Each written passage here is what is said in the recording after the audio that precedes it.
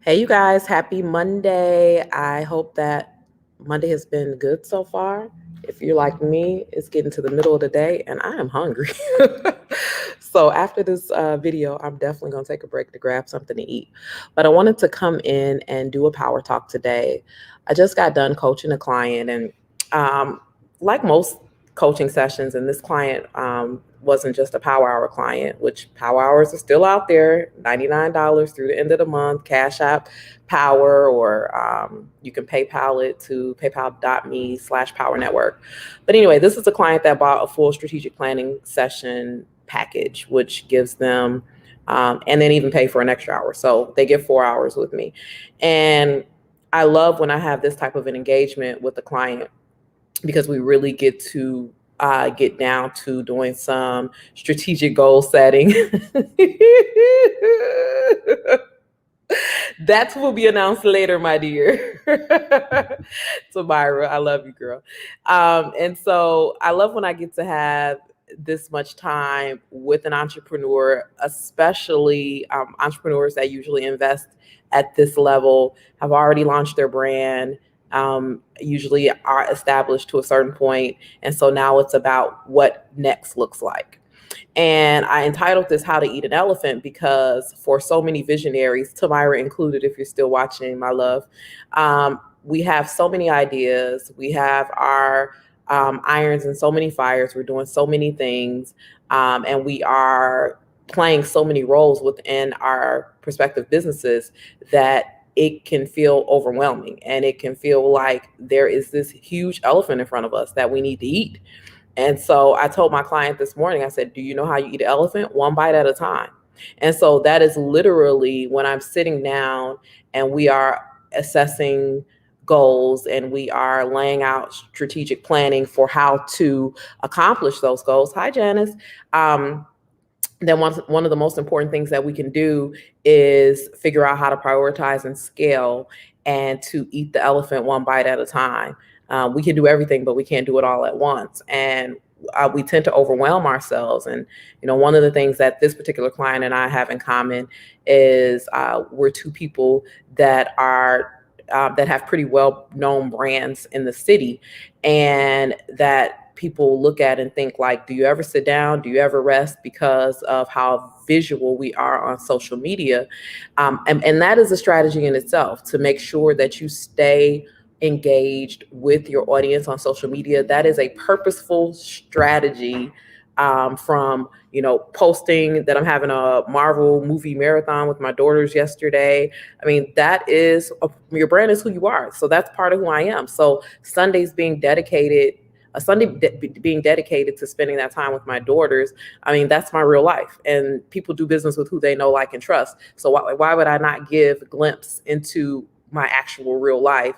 How else will anybody get to know me? So that was a free game right there.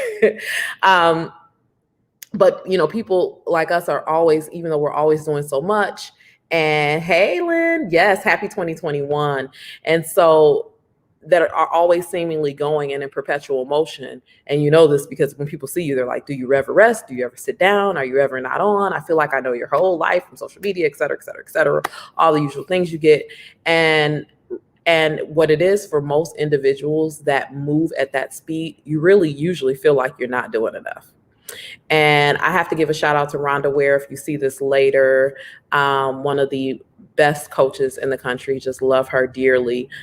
She told me years and years and years and years ago that my 25% looks like most people's 100%. And so I really can slow down and take my time and give myself time, to do some things. And that has stayed with me all these years later, because it's so critical that we realize and that we take it easy on ourselves. Because my client this morning, for example, had all these pages of notes of all these things we had talked about and all these plans. And so then I stepped back and said, okay, let's prioritize things. Let's start with the top of our conversation and work our way down. because at the end of the day, we can have all these great ideas, we can have all these things that we're trying to do, and we can give ourselves the feeling that we are behind when really these are good problems, when we are sitting and strategizing about things that we pray for, and we are sitting and strategizing about how to get to the next level because there has been success. And now we've hit this threshold of this level of success, and it's time to elevate to the next one. Those are excellent problems to have. Those are excellent at the point that a client like that needs to engage me because they need a thought partner to figure out, okay, I'm almost at this $1 million mark. What do I do now? We got some good problems, and I love that, and it gives me energy, and hopefully they leave energized as well. And it's so important. And so, here's the thing I would say for anyone watching this: I don't have to be your coach, I don't have to be your strategist, but you definitely need one. There are only so many thoughts that I have one. I have a few.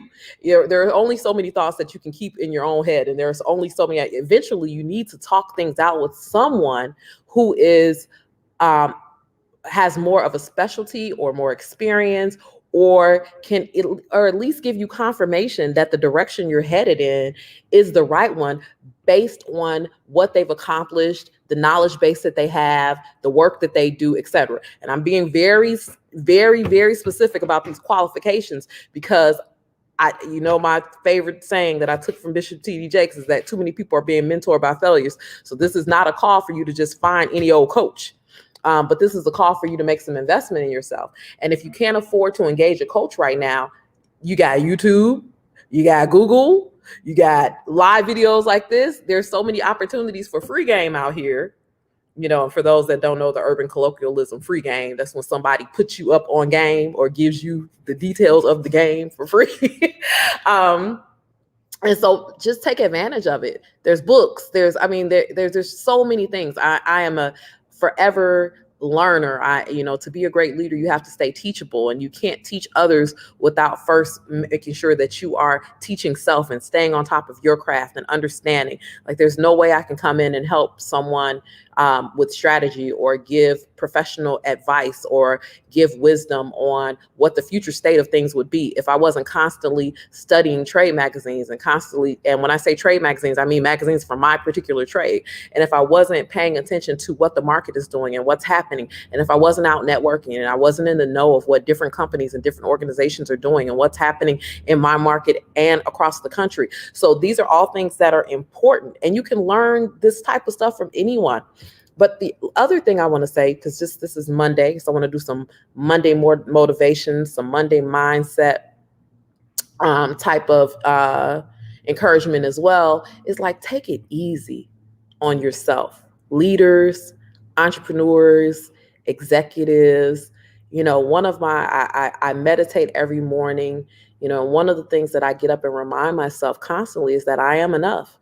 Because when you have such lofty goals, and when there's so many things you want to accomplish, and you have so many responsibilities, then doubt can creep in and make you think that what you're doing is not enough, and what you're contributing to the universe is not enough.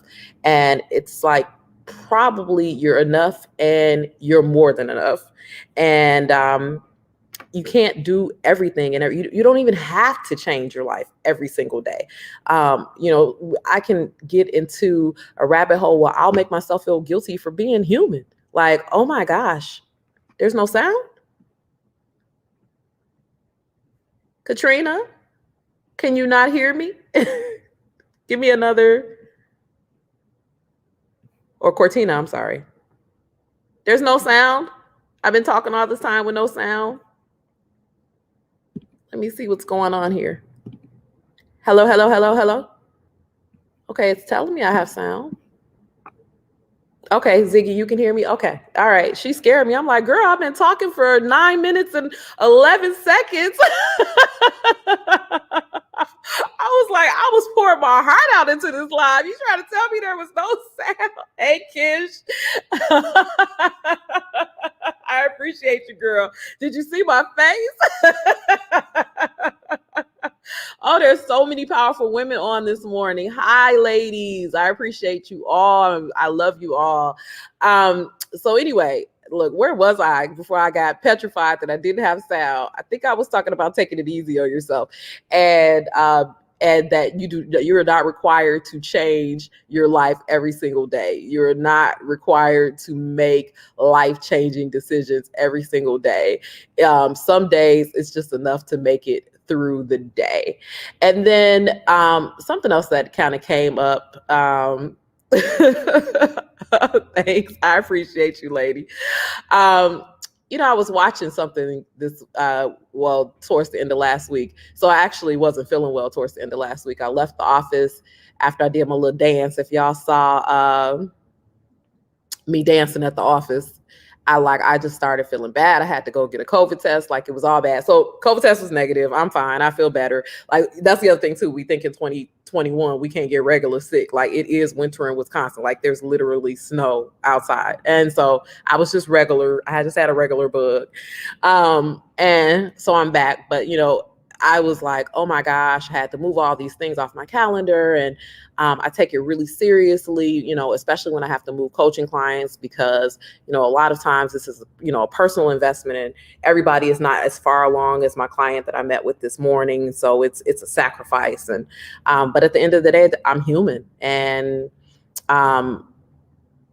I can't do anything about that.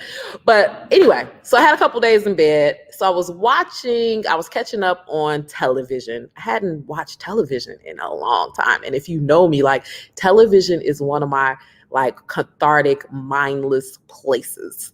So, most of the time I'm reading and I'm meeting and I'm parenting and I'm doing all of these things that require thought.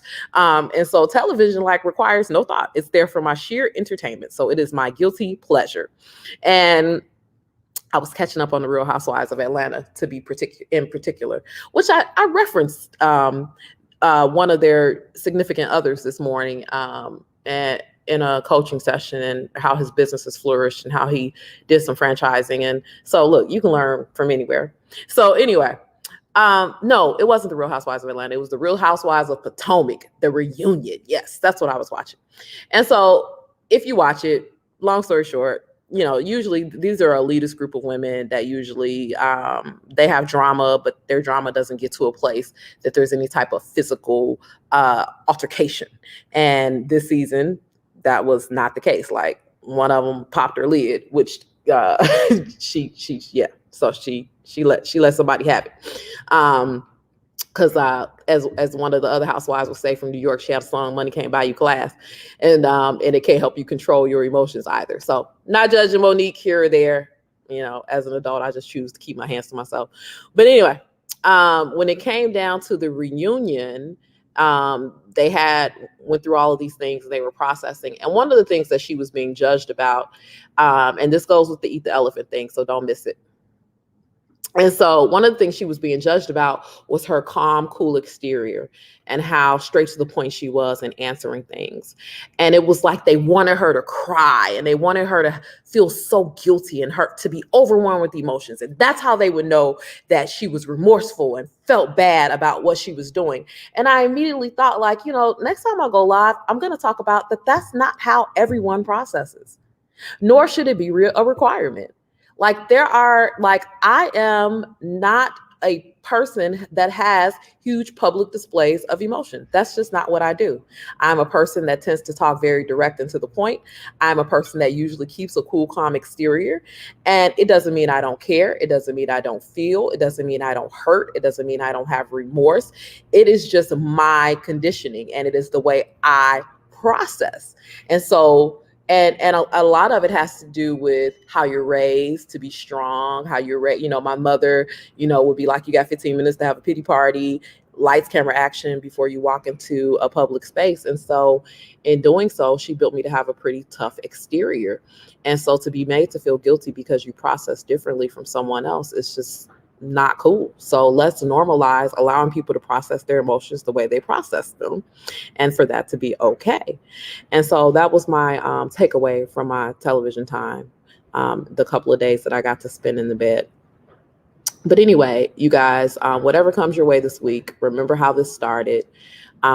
So the way that connects to how do you eat an elephant is even when you're overwhelmed with emotion, the only thing you can do with whatever the situation is in front of you is to deal with it one bite at a time. So even if it feels overwhelming and like the feeling's never going to pass and like things are never going to get better, eventually they will if you just take it one step at a time. And so that's true in business, that's true in life, that's true in trauma, that's true with grief, that's true with any and every human emotion and experience that we had. All we can do is what we can do, and all we can give is what we have to give. And where we've run into trouble is when we try to give what we have and then what we don't even have. And so eat that elephant one bite at a time this week. All right, you guys, I'm going to go. Peace, love, power. I'm out.